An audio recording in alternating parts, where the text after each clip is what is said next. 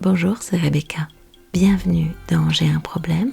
On se retrouve pour le deuxième épisode de l'histoire de Cédric, de Louise, de ses cousins. Voici ce qui s'est passé dans le cabinet d'Emmanuel au cours de la seconde séance. Il arrive muni de ses notes, très sérieux, très concentré. Et il démarre. Voici ma liste. 10 séquences en 15 jours. Quand je vous dis que c'est problématique, je crois pas être dans l'exagération. Et d'ailleurs, je trouve que c'est de pire en pire. J'ai l'impression que je suis en train de la perdre. À cause de cette famille dingue qui, pour mon malheur, est la mienne, qui sait même pas élever ses gosses. Ah oui, ça n'a pas l'air de s'arranger, dit Emmanuel. Merci pour ce travail de recueil qui va nous être vraiment utile. Donc, si je lis bien, le déclencheur, le moment où tout bascule, c'est le début d'une conversation sur votre famille, quel qu'en soit le membre. Le 28 mars, c'est lorsque vous lui avez dit que cette année, elle ne fêterait pas ses 10 ans avec eux. Le 31, c'est quand vous l'avez surprise en train de parler avec sa grand-mère au téléphone, que vous lui avez demandé de raccrocher.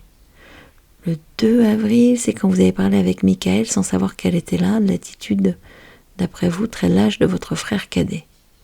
Le 3, on ne sait pas trop. Non, dit Cédric, on regardait un film, c'est tout. Elle s'est tout à coup levée en pleurs, elle est partie s'enfermer dans sa chambre. Ok, alors le 6 avril, vous écrivez que c'est elle qui a amené le sujet de son anniversaire sur la table, qu'ensuite il y a eu une crise liée à son incompréhension de votre décision de le fêter que tous les 3. C'est ça ? Ouais, et j'ai pourtant essayé d'être le plus pédagogue possible, en employant des formules simples du genre « c'est pour te protéger, tu as eu trop mal, c'est parce que nous t'aimons ». Mais rien n'y a fait. Ok, poursuit Emmanuel, le 9 avril, c'est quand vous avez parlé de faire intervenir la justice contre Gladys, votre frère et votre belle-sœur. Ouais, alors là, c'est monté à 11. Moi, j'ai le sentiment que ça pourrait faire énormément de bien à Louise, qu'il y ait une condamnation de la justice et peut-être même une demande de réparation, même symbolique, parce que ça lui permettrait de comprendre la gravité de la situation. Ça lui permettrait de bien remettre chaque protagoniste à sa place, de passer à autre chose en somme, parce que ce serait la société qui dirait la loi. Ah oui, et qu'en a pensé Louise ? Demande Emmanuel. Elle s'est juste mise à pleurer, mais pendant hyper longtemps. D'ailleurs, c'était une des crises de tristesse les plus longues. J'ai l'impression que son psychisme a été déréglé par l'événement. J'ai la même impression que vous, dit Emmanuel. C'est comme si ses émotions avaient été tellement maltraitées qu'elles se manifestaient à tout bout de champ. Dans un premier temps, c'est la nature des déclencheurs qui m'interroge en lisant le tableau que vous m'avez apporté. Nous sommes en effet dans des conséquences de jeu de rôle inventées par la créative Gladys, vous avez raison, mais pas exactement dans celles que vous avez imaginées.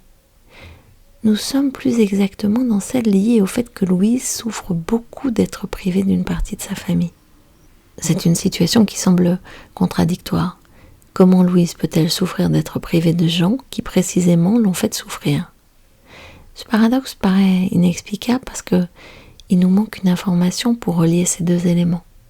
Elle nous manque parce que, à mon avis, pour l'instant, Louise n'a pas pu s'exprimer sur ce sujet, par peur de vous décevoir sans doute, ou par peur de vous mettre en colère, peut-être un peu. L'info manquante, c'est ce que j'appellerais son ambivalence. L'ambivalence de Louise, relève Cédric ? J'ai l'impression qu'une partie de Louise aimait bien ce petit jeu. Cédric, je suis désolée, et qu'elle s'en veut terriblement de ça, parce qu'elle sent que ça heurte profondément vos valeurs. Elle aurait sans doute préféré détester cette mise en scène et donc être capable de la refuser pour correspondre à ce que vous attendez d'elle. Mais c'est pas le cas. Entre l'excitation liée à la transgression de l'interdit, le fait de plaire à sa grande cousine, celui d'explorer des sensations nouvelles et très troublantes avec son cousin, il y a pour n'importe quel enfant de son âge de multiples sources de plaisir. Elle ne peut pas vous le dire parce qu'elle vous aime beaucoup et qu'à 9 ans, prendre le risque de décevoir un papa qu'on chérit, c'est presque impossible. Et on la comprend. Elle s'en veut de ne pas pouvoir défendre sa cousine en disant la vérité. C'est-à-dire que s'il y a faute, elle devrait en assumer une partie, tout comme Tom vraisemblablement. Elle se sent donc coupable de perversité, puisque c'est le mot qu'elle a entendu, coupable de mensonge, puisqu'elle ne dit pas la vérité, coupable d'être à l'origine d'une scission de la famille, triste, est en colère contre vous, contre elle-même. Elle ne peut pas aller bien, Cédric, avec toutes ces émotions qui la submergent et contre lesquelles vous tentez vainement de lutter. Et sur cette ambivalence, vous n'avez aucune prise, Cédric. Cédric pleure. Il pleure pendant 5 longues minutes. Et quand il arrive à reprendre la parole, il poursuit. Je sens que ce que vous dites est juste. Et c'est comme si quelque chose s'effondrait à l'intérieur de moi. C'est violent et en même temps, ça va. Oui, parce que c'est comme un combat qui s'arrête, Cédric. C'est parfaitement logique que cela vous fasse ce drôle d'effet. Au cours de la 3e séance, Cédric raconte qu'il a décidé, juste après notre 2e rendez-vous, d'envoyer un mail collectif à la famille pour inviter tout le monde, Gladys comprise ou disant Louise.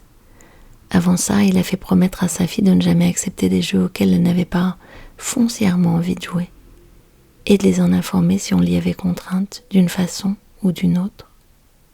Soulagée, m'écrit-il, Louise lui a promis. Voilà pour cette 2e séance. Et alors on va reprendre les 2 et on va aller les commenter, les discuter, voir comment on fait quand on est en colère, quand notre morale, nos valeurs, notre vision du monde est tellement bousculée, mais qu'en même temps, cette vision du monde nous coupe des gens qu'on aime. On se retrouve tout de suite dans le décryptage avec Emmanuel. À tout de suite.